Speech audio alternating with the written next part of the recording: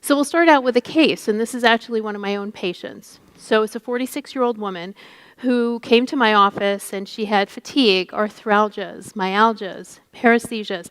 And she said, I feel the same way that I felt when I was first diagnosed with an underactive thyroid. But she'd been on medication for several years, maintained on 75 micrograms of levothyroxine, and her thyroid tests had always been normal and had recently returned normal. So she came to my office because she thought, well, maybe they weren't doing the right tests. I can assure you, you're all doing the right tests. So that's the first thing. So just by a show of hands, who would increase the dose to see if she feels better? Who would look for something else? Good. That's one of the most important things that I'm going to impart to you towards the end of this talk is when to move and when to look for something else. And a lot of patients don't want to be reassured. They think that there's either some magic test or that the labs don't tell you the right thing, and the labs are actually quite good. Okay, so one of the things that we have to watch out for is dogma, right? Dogma. This is the way I'm going to do it because it's the way I've always done it. I don't have any data to support, whatever, so I'm just going to do this. Dogma's ugly. Actually, Dogma is my office manager's dog. Chews up the crate, chews up the cushions. Dogma is really ugly. Now, let me introduce you to evidence-based medicine, which is adorable. It's obviously my dog. But ears up, perky, eyes are shining, looks very alert. Obviously I must have said the word treat. But the fact is that we have to start looking at what the evidence is when we treat our patients. Now, endocrinologists, as a rule, are a little bit dogmatic. We would never use T3, and I'm going to tell you that things are changing a little bit, and I'm going to give you a little preview of the future as well. So reading the literature is obviously very important. So cuter than my dog is actually my son. That's obviously an old picture because he gave me this gray hair. So we have to just be aware of the literature. And as I was preparing this talk last night, I'm looking at my slides and I realized there's new data like yesterday. So I'm going to attempt to talk about the data from yesterday. Why am I talking about data from yesterday? So many years ago, I gave a talk, and there's always an endo in the room. Is there an endo in the room?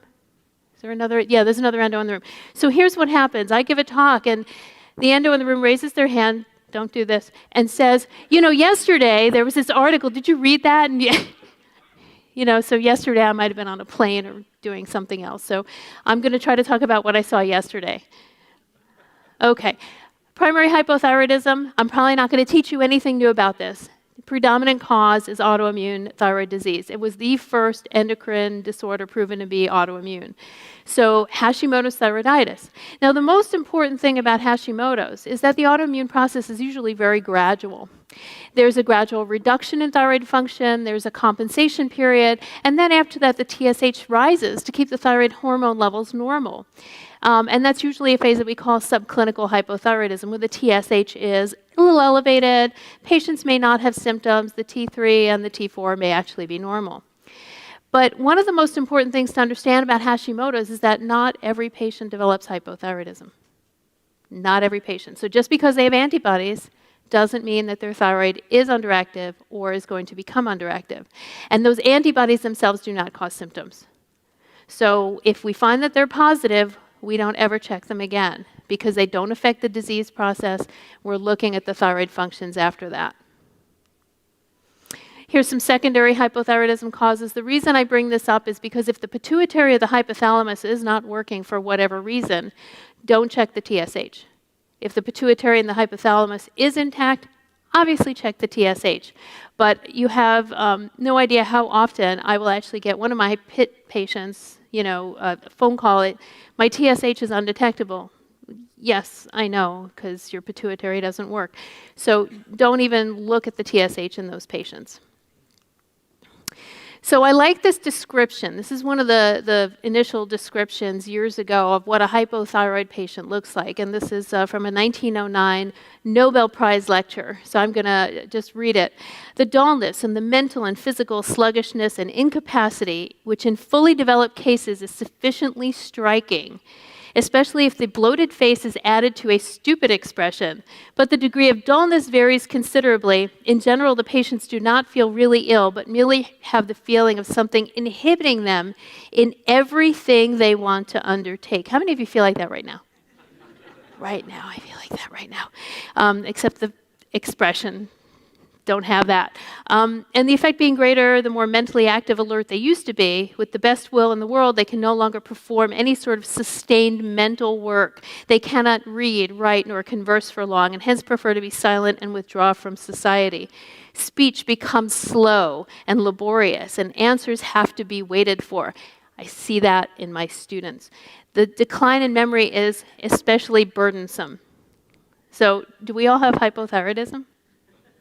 No, because it's common, yeah, but we don't all have it. So, when we talk about patients who come in and they have symptoms, so one of the most common things that I hear in my practice, I'm really tired. You know, I'm really tired. I'm here because I'm tired, or I can't lose weight. So we talk about screening versus case finding or diagnosis. So thyroid function testing in asymptomatic patients who are at risk for disease is screening, as long as they don't have the disease. But if you've got a patient who has multiple signs and symptoms of a disorder, then it becomes you're making a diagnosis. So it's very easy to think about who to screen. Who to screen? Well, if they've got hyperlipidemia, low sodium.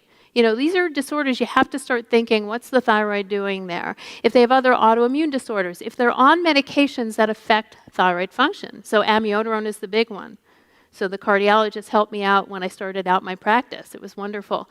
And now, currently, the oncologists are helping me because the tyrosine kinase inhibitors typically will also alter thyroid function. So the fact is that there's a lot of things that can potentially affect. Even if the patient is asymptomatic, it's worth screening those patients. And if patients have symptoms, obviously, you're doing a thyroid function panel to see if they have the disease. So when you're screening, the best test to do is actually just a TSH. So let's talk about making that diagnosis. So here are your signs and symptoms. So as I said, at any given time, somebody might actually be sitting here saying, I feel like that. You know, so I actually decided to do the checklist myself. So yeah, I'm kind of tired, dry skin, it's cold in here, my hair's been dropping out. God, my memory is going. I'm having some issues with weight gain, has nothing to do. I haven't changed the way I've eaten. I was a little hoarse this morning. I can't hear, at least that's what my husband says. And my skin might be a little dry. My hands are cold, losing my hair, slow heart rate, little swollen. But you know, I don't look like that.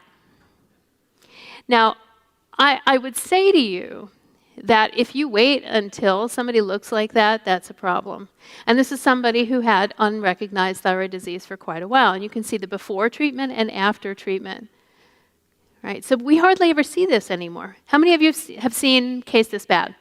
Oh yeah. So we've all seen it, but we don't see it as often because the minute somebody walks into your office and says, I'm tired, I'm constipated, what do? You do a TSH. So we hardly ever see cases like that. You know, but it's good to know that the changes are reversible.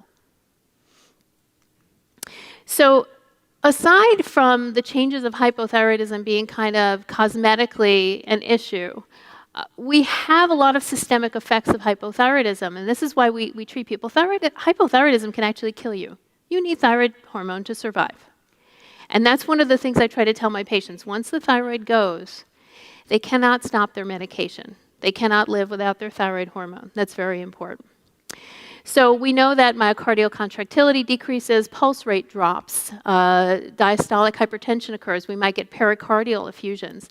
Cholesterol definitely goes up. That's why we actually do a TSH test in somebody who has hypercholesterolemia. So that could be most of everybody in your practice. Pulmonary function testing is usually normal, but you may have decreased ventilatory drive, decreased pulmonary function. We know that patients develop menstrual issues, decreased fertility, miscarriage rates increase, and I'm going to talk a little bit more about that when I talk about issues in pregnant women, because there's a huge amount of controversy right now. And we know that there's some risk to the fetus, but the intellectual risk is if the mother has hypothyroidism and is untreated. And that wasn't the case 10 years ago. We didn't say that 10 years ago. And then obviously you'll know that there's a lot of musculoskeletal things. So if you do have a patient coming in with carpal tunnel syndrome, they've got muscle cramps, muscle pain, elevated CPK, that's a patient that you definitely want to test.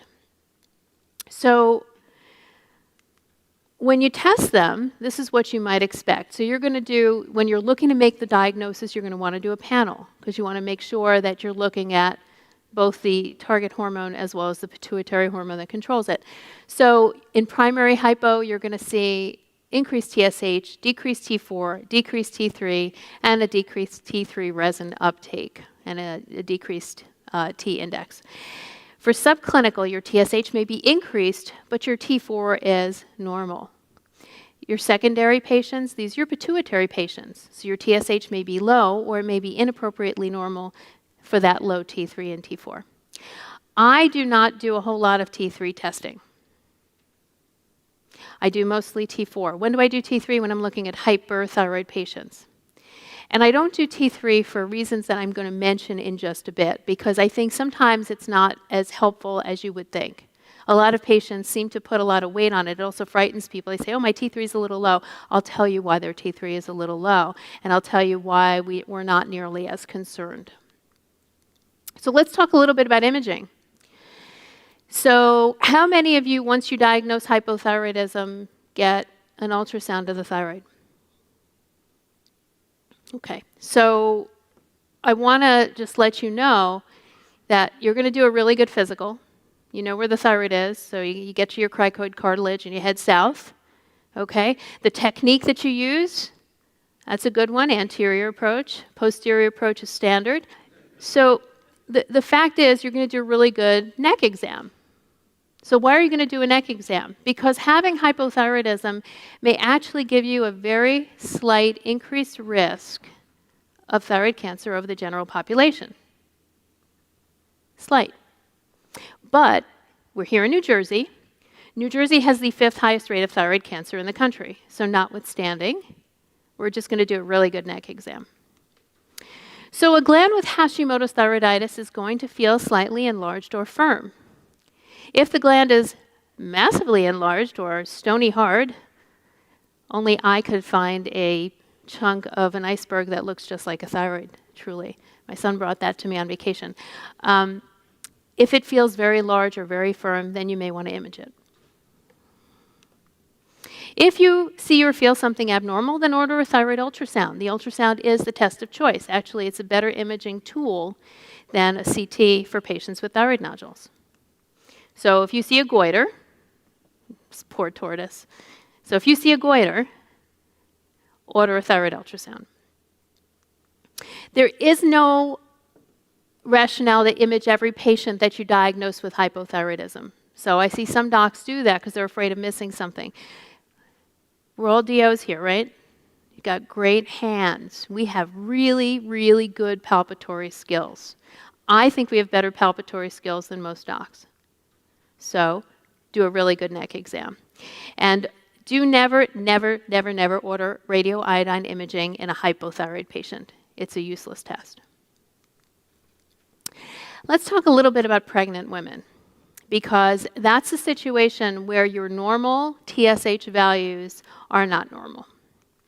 So here you can see these are your recommended reference ranges for TSH in pregnancy. So first trimester may be as low as 0.1 up to 2.5. Second trimester may go up to 3.0, and third trimester may go up to 2.0. Okay, so that's your upper limit of normal.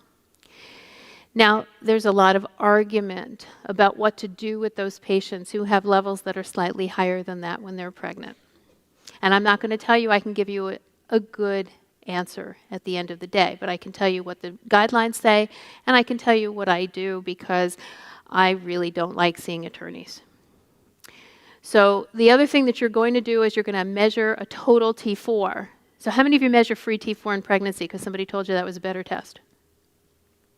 Okay, good. Total T4 is actually the better test. Your free T4 assays are very badly affected by the plasma proteins. And unfortunately, you cannot see the effect of the plasma proteins on your free T4 assays. at all, even if it's a direct dialysis equilibrium. For some reason, that test is also equally as affected. But you can correct for the plasma proteins if you're doing a total T4. So that's what is important there. And the result for that total T4 should be 1.5 times the upper limit or the non-pregnant range. So let's just say your upper limit of your non-pregnant range is 12. You're looking for an 18. So don't be alarmed in a pregnant patient if you see a 0.2 and an 18, a 0.2 TSH and an 18 T4, because that actually means that's appropriate for pregnancy. Okay, so that I think is important. Here's a controversy. So we're going to talk not about diagnosis. So if you've got a pregnant patient who you think has hypothyroidism, then go ahead and diagnose and treat them. But one of the things that we started arguing about probably in about 1990 was whether or not we should screen all pregnant women for thyroid disease. So should we take all pregnant women and should we test them for antibodies? Should we test them for thyroid function test universally? So here's the controversy. So where did this start? So about 1990, one of my colleagues published in JAMA a study involving 552 women who were screened for thyroid autoantibodies in their first trimester of pregnancy. And that detectable antibody level correlated with the risk of miscarriage. And they suggested that thyroid antibodies were a surrogate marker for miscarriage. That was the suggestion.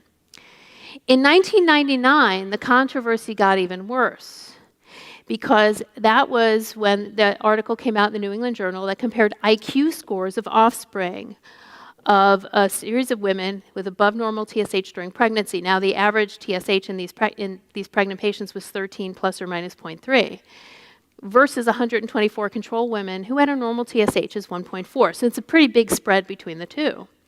And found that IQ scores were 7 points lower in children of women with abnormal TSH during pregnancy. So we all started getting really nervous because nobody wants their kid to lose IQ points. Nobody wants to lose their pregnancy. So we all got really, really concerned. So here's the data from the New England Journal. So what you're seeing here are test scores comparing the women with hypothyroidism during pregnancy as compared to the children of matched control women.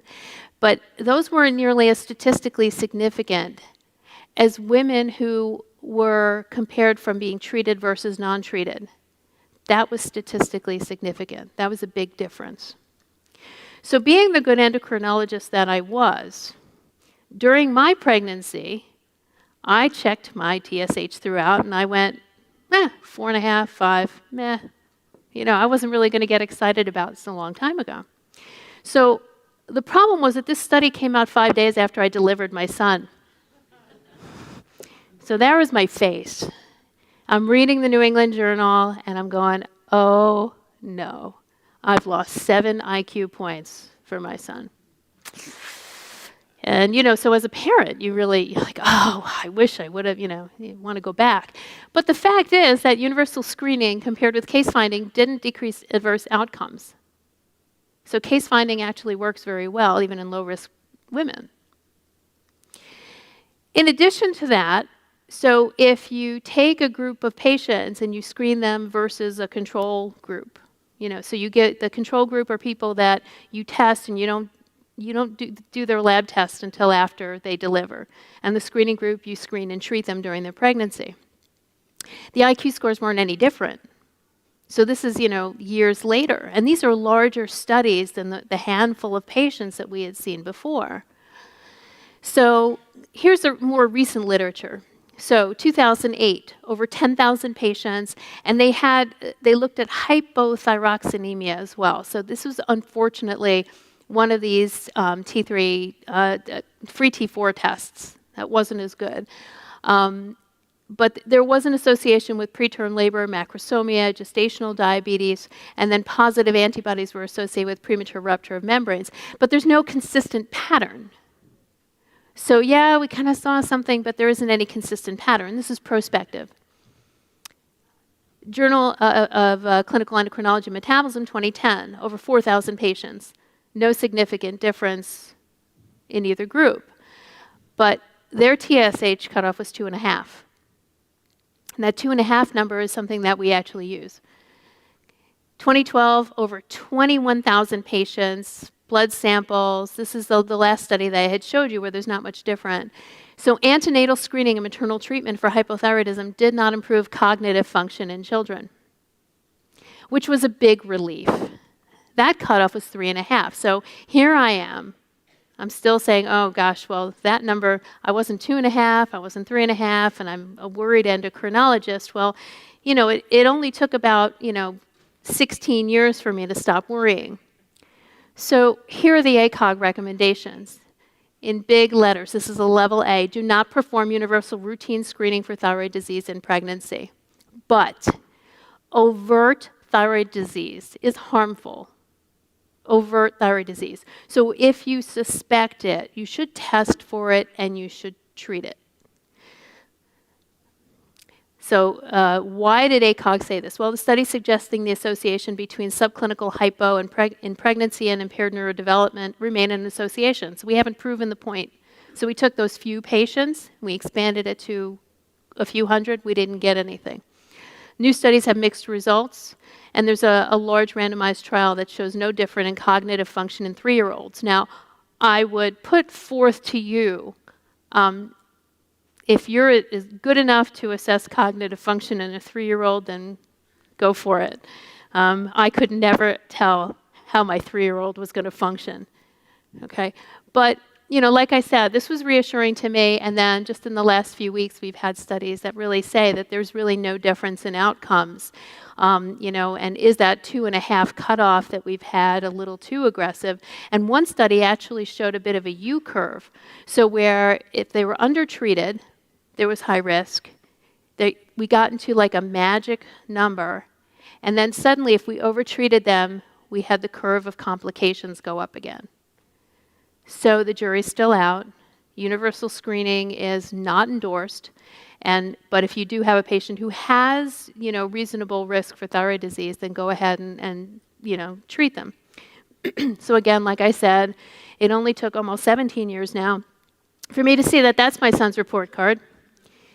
That low grade was Jim. Yeah, takes right after me. So the fact is that, if I lost him 7 IQ points, I'm not sure whether it would have made the difference between Nobel Prize or not. Who knows? Okay, so the fact is, jury's still out. In elderly women, where do we diagnose them? In elderly men, where do we diagnose them? So this was another study that kind of changed the way I thought about thyroid disease. So number one, just have to tell you a little bit about history. So way back when, so this is a lecture given in 1954 at the Cleveland Clinic, or by someone from the Cleveland Clinic, said at autopsy, it's almost impossible to find a normal thyroid gland in a woman over 50 years of age. So if I took 100 55-year-old women and I ultrasounded all of their glands, most of them would have nodules. Okay? But that doesn't mean they have dysfunction. But we do know that as we get older, the risk of hypothyroidism does rise, particularly in women. Women tend to have more thyroid disease than men. So this was one of the studies that actually changed the way that I practiced. So we are looking at a TSH distribution by age group. So TSH distribution by age group. So here, that first curve is your 20 to 29-year-olds. Okay, and this is your 95% confidence interval. So we're dealing with a normal range that goes somewhere from 0.35 to maybe 4.5. That's your 95% confidence interval for your TSH test. As we get older, so here we are in the 50s, which by the way is the new 20, not the new 30. 50 is the new 20, just saying. So 50 to 59-year-olds, raise your hand if you're one. Yeah, there we go. 50 to 59-year-olds, the curve shifts a little bit. But by the time you get to 80 plus, so the studies that were done in the what they call the oldest old, so 80 is going to become the new 50. I'm telling you this. Here's where your TSH curve is. Okay, so your normal range may run from maybe 0.5, 0.6, all the way up, if you're looking here, to 10.7. So If you're looking at studies in subclinical hypothyroidism, you may not be able to generalize to patients who are in that age 80 range. And the TSH cutoff may be a little higher, so we may not want to initiate treatment right away. What else might be important is that subclinical thyroid dysfunction is not associated with cognitive dysfunction. So they actually took a look and found no association. All right, so this study is already 10 years old, and it's been replicated.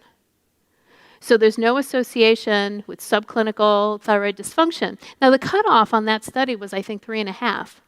So if I'm saying to you that a TSH of 7 in an 80-year-old might actually be normal, they might have used the wrong cutoff. But who knows? So I now will not necessarily treat a patient with a stable TSH in the 6s or 7s who is in their 80s.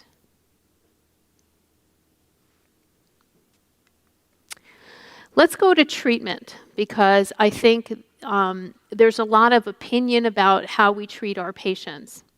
So this is a strong recommendation from the American Thyroid Association. So the recommendation is that levothyroxine is recommended as the preparation of choice for the treatment of hypothyroidism due to its efficacy in resolving symptoms, long-term experience, favorable side effect profile, ease of administration, good intestinal absorption, long serum half-life, and low cost, so relatively low cost. So I'm going to bore you a little bit with how thyroid hormone is handled by the body, and I'll let you know when this is going to get exciting. Okay, so I'm going to bore you just a little bit. So we know that thyroid hormone controls growth and development. It has a critical role in maintaining our function and metabolism of every organ system. It's a very important hormone. You can't live without it. But one of the other things to understand is that the control of thyroid hormone is very complex and it's redundant. So there's a lot of checks and balances to make sure that the tissues get as much thyroid hormone as they need. If you remember what I said about testing T3, this is where that becomes important. T4 is a pro-hormone. So it's a pro. Who learned that in medical school? Good. I didn't. That wasn't known.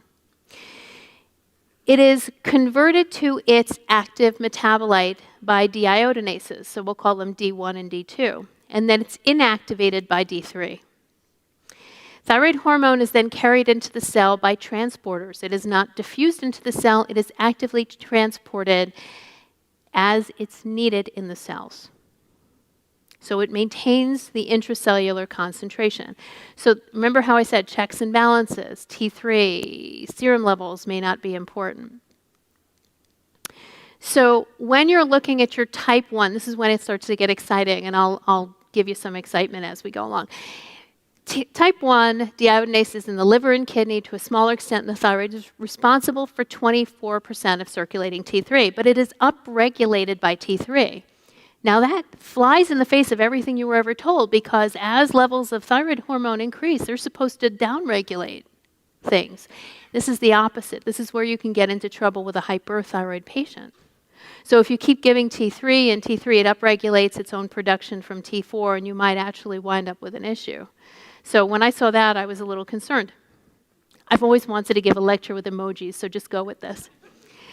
Type 2 is ubiquitous. So type 2 deiodinases are ubiquitous, and they're responsible for local regulation of T3 concentration, and they're responsible for 60% of that circulating T3. That's great. Yay.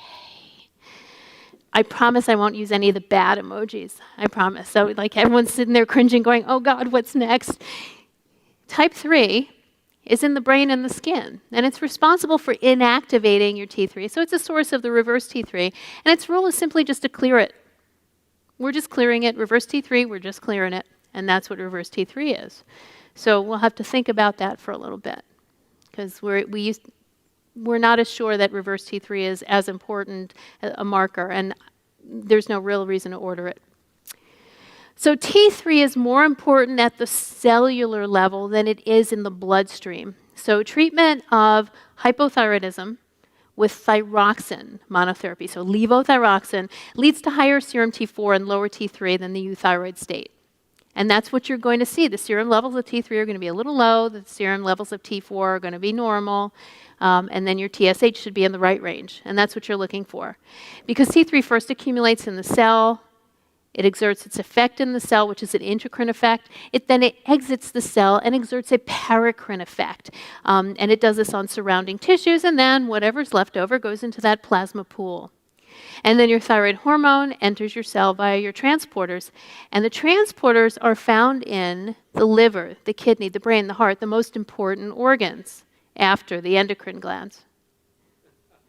After the endocrine, because those 4 organs need your endocrine glands to work. So the fact is that there's a lot of control. So if the serum T3 level's a little on the low side, it's okay.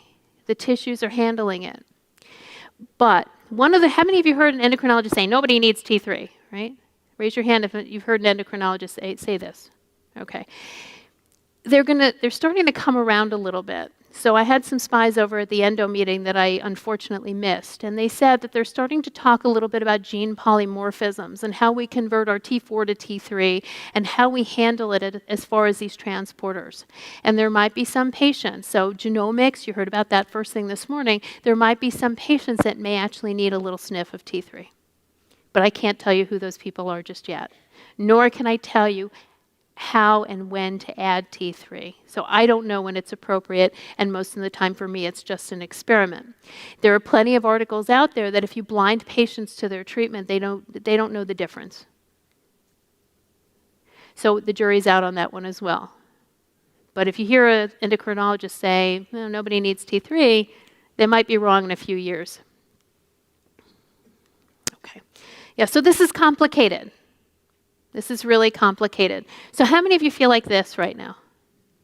It's like, okay, I've had enough. Thank you very much. And I would say, my students always look at me during the thyroid lecture and go, okay, I need a break. So the fact is that after I read this, how we handle our thyroid hormone, do we need T3, do we not need T3, what do we test? I had to take a break. So, the fact is that this is very complicated.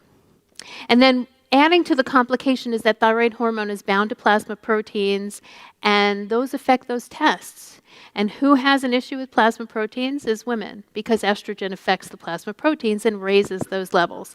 So a total T4 level, total T3 are definitely going to be affected. They're going to look a little higher, even though the free T levels may be normal.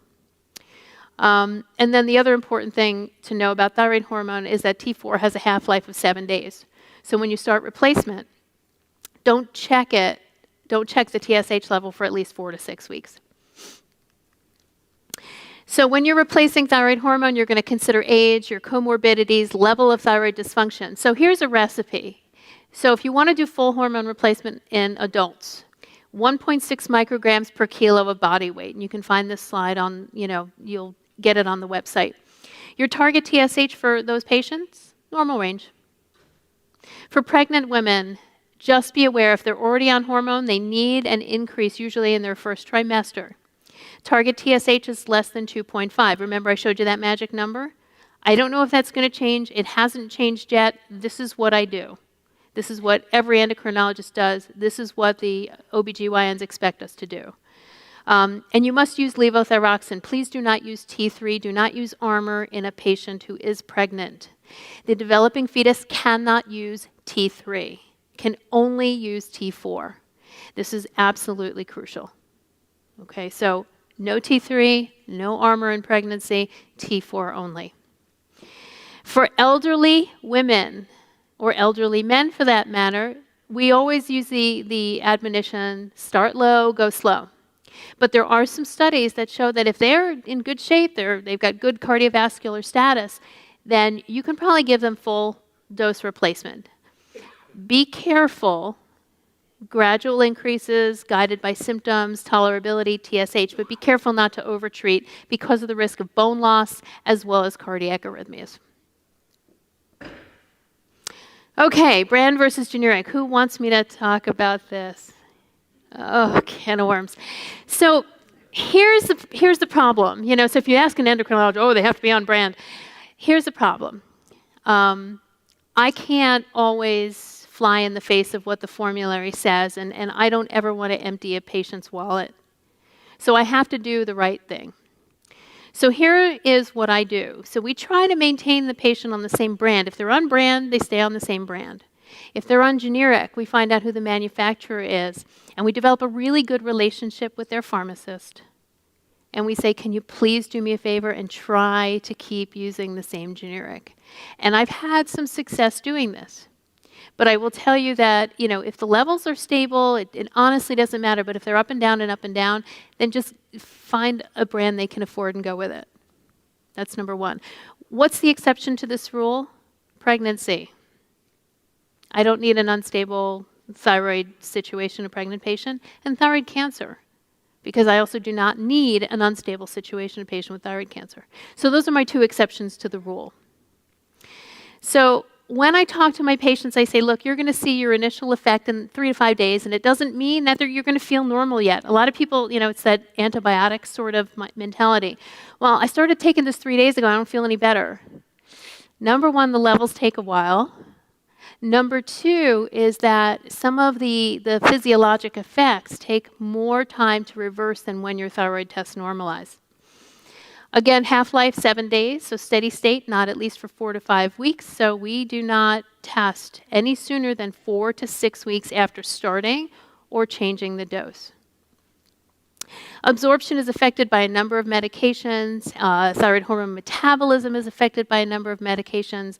So just be aware of the drug interactions.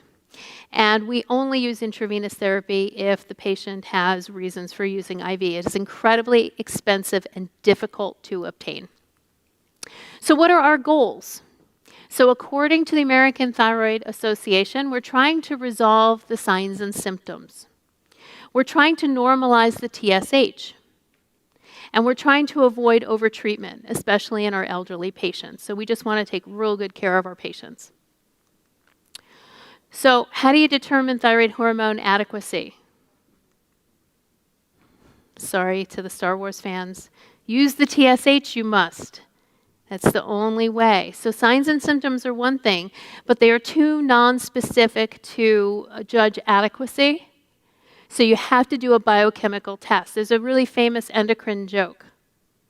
How many endocrinologists does it take to change a light bulb? Well, the answer is none, because the lab tests say it's not dark. So the fact is that it's symptoms and it's also your lab tests. So it's the two at the same time. But remember, TSH, if your patient's pituitary isn't functioning, you have to use a T4. Okay, so that's number one. So let's go back to our patient. So who thinks that I raised her dose? Good. I actually didn't raise her dose. Her TSH was 1.54. Her vitamin D was slightly low. I didn't think that was it. I gave her some vitamin D. But I actually, I said, let's just do some other tests. So I took off my endocrine hat, put on my internal medicine hat, and I ran a CBC. And her white count was 27,000. And it turned out that she actually had leukemia, a form of leukemia.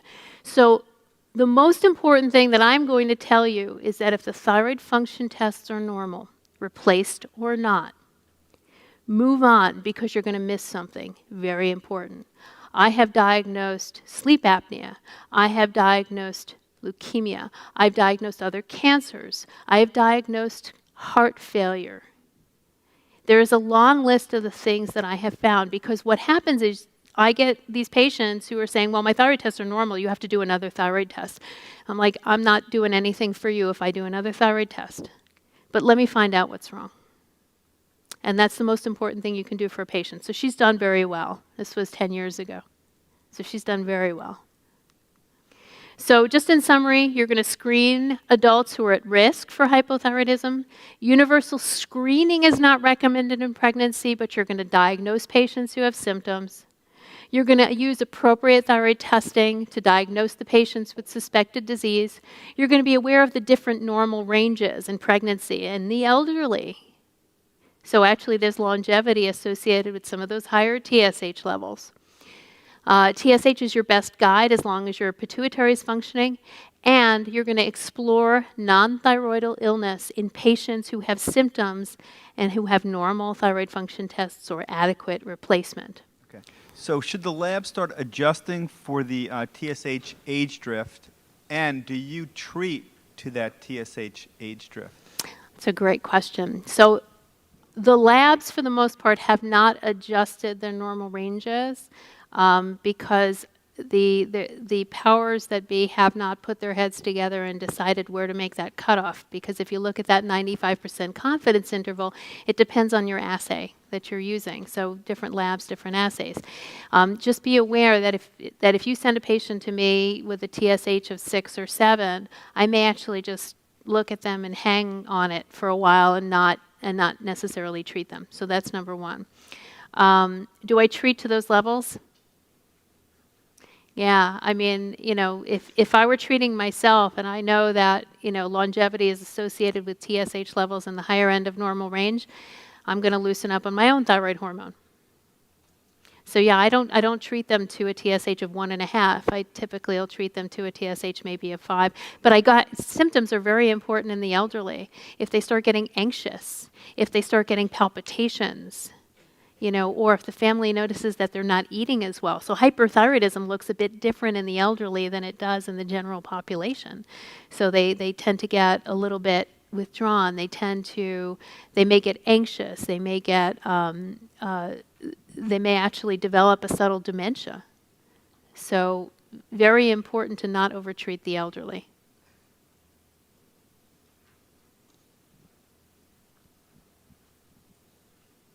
I think there's another question right in front.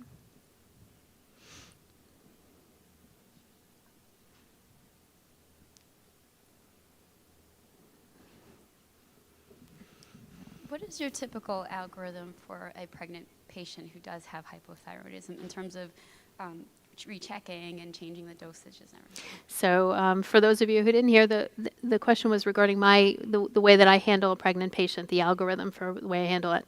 So when I have a patient who's trying to conceive, the first thing that we do is we check the TSH. If they're on thyroid hormone, we make sure that we hit that less than 2.5 level. So I do that just as a matter of course.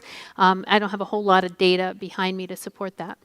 But what I tell them is the minute that you get pregnant, there's an order, they always want to tell, who to tell first. I have to be one of the first 3 people that gets the phone call, okay? And I give them a lab slip. And I say, the minute that you know that you are pregnant, you go to the lab, and that's where we start. Because some people don't realize they're pregnant until just after they've missed their period, and then there's some people where it's 6 or so weeks later. So the minute you know you're pregnant, you take that slip, and everyone has an extra lab slip in my practice, and they go right to the lab. And then we start from there, and we adjust their dose. I actually, in some cases where I know that they have no thyroid whatsoever, I may actually, the minute they know they're pregnant, I just kick up their dose, often by about 25%. So it varies from person to person. And then after that, I check them in a month. And I keep very close tabs on their symptoms. I see them a little bit more frequently. So most of my stable thyroid patients I see maybe once a year. These patients I'm seeing every few months. I just want to make sure that they're safe, the baby is safe, everything else is going the way it should. So it's a little bit OCD on my part, but as a DO, I tell people I manipulate at the molecular level.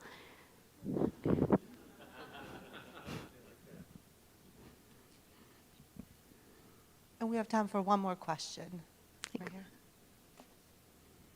here. In the elderly patient who hasn't been diagnosed with thyroid or hypothyroid, and you get a TSH back of 8, 9, do you dismiss it or Follow it.